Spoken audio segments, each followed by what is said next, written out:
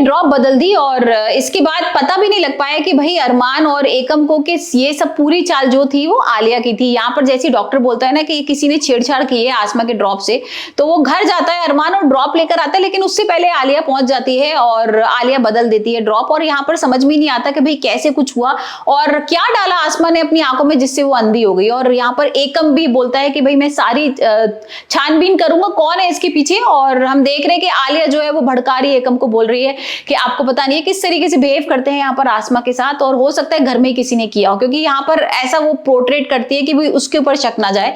और सारे लोग घर वालों के बारे में एकम सोचने लगे कि अच्छा हाँ अरमान कर सकता है या कोई और कर सकता है। और फिर हम आगे देख रहे हैं यहाँ पर डॉक्टर बोल देता है कि भाई अभी तो कुछ नहीं हो सकता और आप इनको घर लेके जाइए, आराम कराइए। और हम देखते हैं धीरे धीरे, लेकिन यहाँ पर आसमा को देखना बंद हो गया है और उसकी रोशनी चली गई आंखों की, जिसे देखकर आलिया बहुत खुश हो रही है। और आलिया अभी भी मान नहीं रही है, आलिया फिर नई चाल चलती है। और यहाँ पर हम देख रहे हैं कि जो अरमान है वो उसको डांटने आता है रूम में, और वो अचानक से गिर जाती है बेड पर और अरमान के करीब आने की कोशिश करती है और अरमान भी उसके ऊपर गिर जाता है। और ये सारी चीजें ना राजा देख लेता है और उसको थोड़ा सा अटपटा सा लगता है। अरमान कभी नहीं मानेगा इस बात को कि उसने तुम्हारी बीवी के साथ बदतमीजी की है।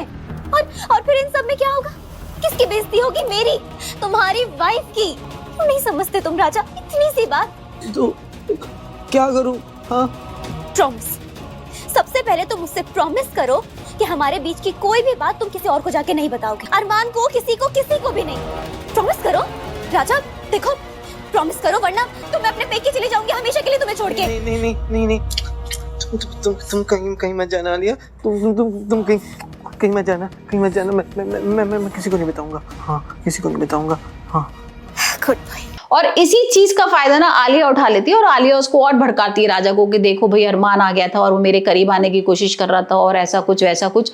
और ये सुन के ना राजा के दिमाग, क्योंकि उसमें उतना दिमाग तो है नहीं, तो वो अलग तरीके से सोचने लगता है, क्योंकि जैसी आलिया उसको समझाती है वो वैसे ही सोचता है। और आलिया इसी तरीके से समझाती है कि वो उसका दुश्मन हो जाए अरमान का। और यहाँ पर हम देख रहे हैं राजा जो है वो हॉकी लेके जाता है, अरमान के ऊपर अटैक कर देता है, उसके सर पे मार देता है। और ये सारी चीजें ना आसमा देख रही होती है, लेकिन आसमा कुछ नहीं कर सकती क्योंकि वो देख तो पा नहीं रही है, लेकिन हाँ उसको सब समझ में आ रहा है, उसको सुनाई दे रहा है कि भाई इन सब के पीछे आलिया है।